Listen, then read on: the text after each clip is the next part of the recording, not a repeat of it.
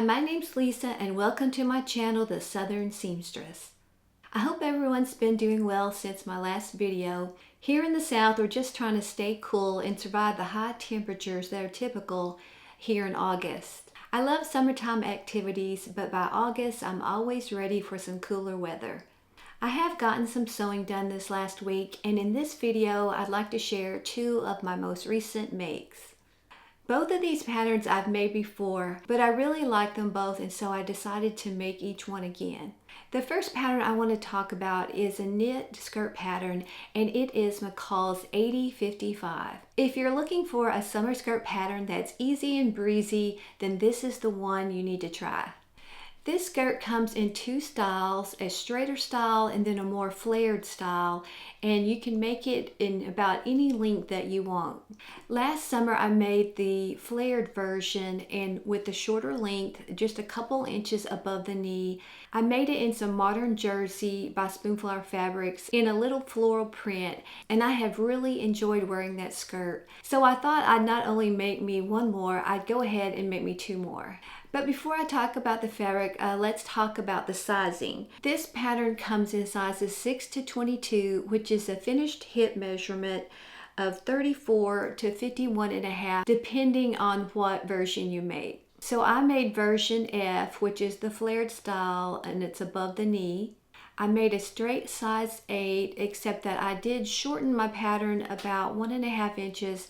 But I also put in a little bit deeper hem. It calls for 5/8 inch and I did an inch, so my skirt is almost 2 inches shorter than the pattern. Now I love how it came out using Spoonflower's modern jersey, so I decided to use the same type of fabric. So when I was on their website, I picked out a couple of prints that I thought would go with several different tops that I have. So the first skirt I made up is in this pretty spring flower vintage rose print, and it is by designer Maria Marinova. I love all the different shades of pink and green that it has in it. So it goes with quite a few of my solid color knit tops and some of my cotton ones also. So I think Spoonflower's modern jersey is just the perfect fabric for this pattern.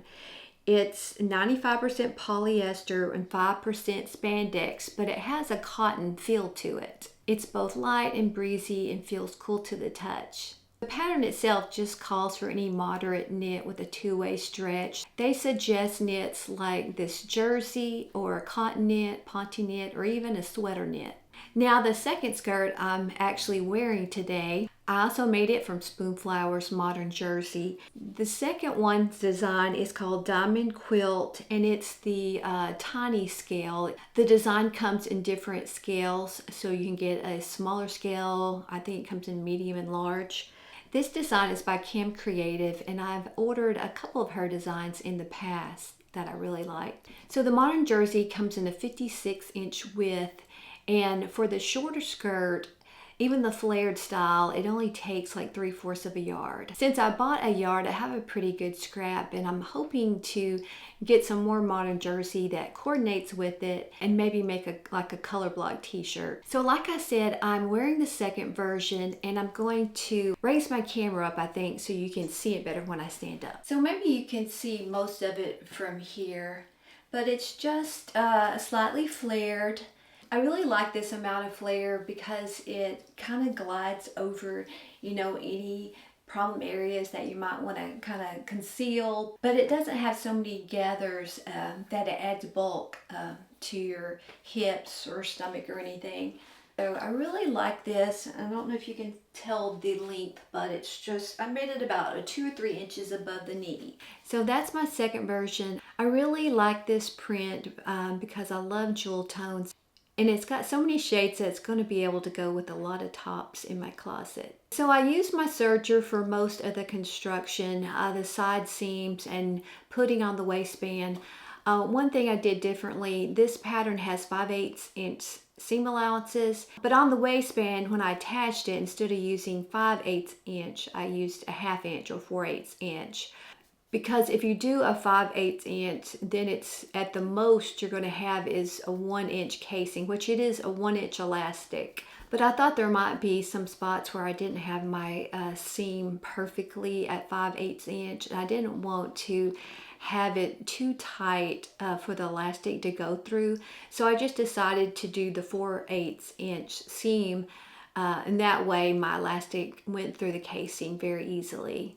For this skirt, the pattern calls for a 5/8 inch hem. I used a 1-inch hem, one thing to make it just a little bit shorter, and also just to give my hem a little bit more weight to keep my skirt down. Normally on my knit hems, I use a cover stitch. But because I was feeling lazy, I didn't want to redo the needles and redo the threading on my serger. So I just went ahead and serged the edge of it and then turned it up, and I used my double needle on my regular sewing machine, and it turned out great. So I really like this skirt pattern, and I think in the future, I think I might even make the longer length flared style.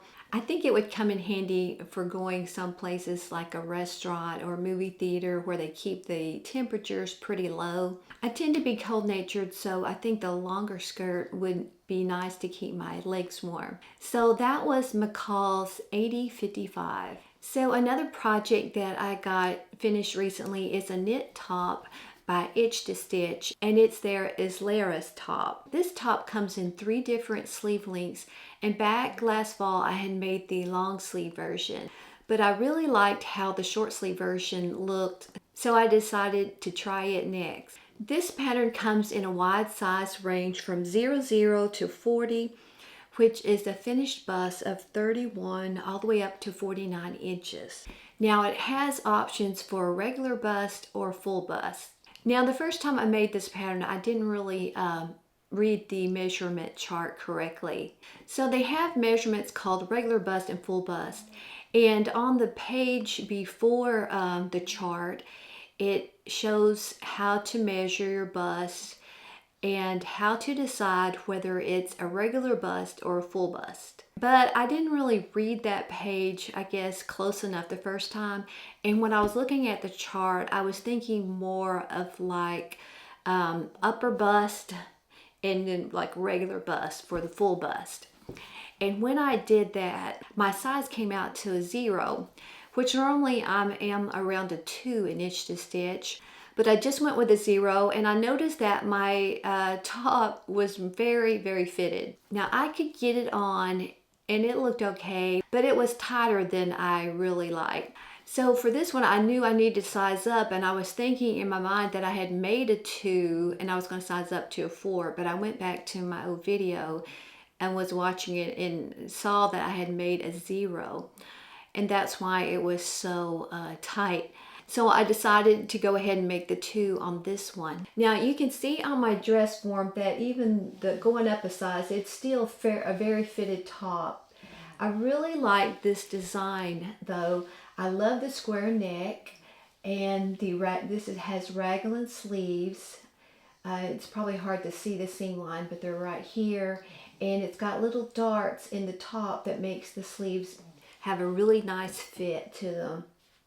And then, although it's fitted on around the bust, it does have some ease below the bust on the waist and the hip. So the back also has the square neckline. So you can see it right here. Now the fabric I chose to make it with was one of the cotton spandex knits that I had gotten a few months ago from Stone Mountain and Daughter. I really liked the design. I like all the pink tones. I love this sage green. And I like too that it had an ivory color in it instead of white, because a lot of the knit prints I had, had a little bit of white in them. So I thought this one would go well with my kind of more cream colored skirts or shorts or pants. Now I think this pattern's really easy to make up, especially if you're doing it for the second time. Stitch to Stitch has very good instructions, diagrams. They take you step by step. So I usually don't have any problems making their patterns. I was looking at the size chart again right before I started filming and looking at the measurements. And the measurements I have now, I think actually fall more between a 2 and a 4 for the bust area. I'm still trying to lose a few pounds I gained over the winter months. So I think my bust is about a 1/2 inch larger than my dress form.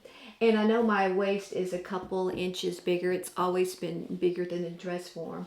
And my hips are pretty close to the dress form. Now, there is one main problem I have with this pattern, and it's not the pattern itself, it's just the way I'm made. When it's on the dress form, this front and back section of the neckline lay nice and flat. But on me, there's a little bit of a gap on this front neckline in the back.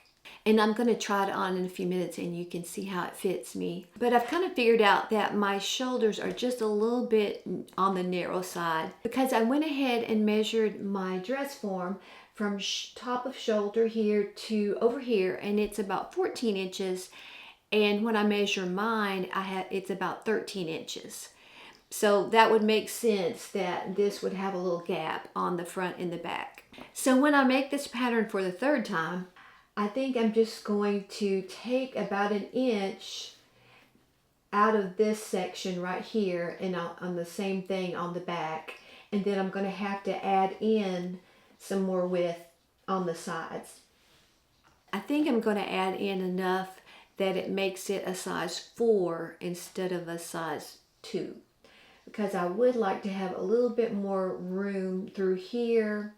And I don't think it would hurt anything to have a little bit more room around the hip area either.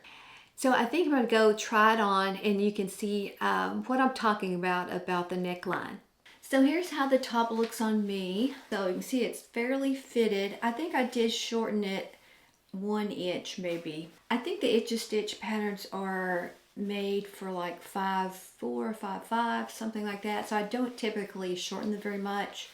I think I did take 1 inch off of this one, but I think I would like it even better if it was looser, like I said. So I think I'm going to go up another size, and then here's how the back looks. I think it actually doesn't gap that much right now because I threw it in the dryer instead of hanging it up to dry. So it may be slightly smaller all around than it was when I first made it. But it still is a little bit of a gap right here. So maybe not a full inch. Maybe I'll just do like a 1/2 inch and then do the same thing in the back because it kind of gaps from the back there. But I really do like the cut of the pattern. I really enjoyed making it. I like how it looks on. So I know I will make it again. Now it has 3 different sleeve lengths. It has the short and the long that I made previously, and then like a 3/4. I don't usually wear a lot of 3/4 length sleeves. You know, either it's hot here or it's cold here. We don't have a lot of in-between weather. So the next time I make it, I'll just either make another short sleeve one, which I'm thinking about because I have several more pieces of cotton knit that I think would look good in this pattern. And I think too, this pattern would work well for color blocking with the raglan sleeves to put coordinating prints or solids for the sleeve, and then the body a different one.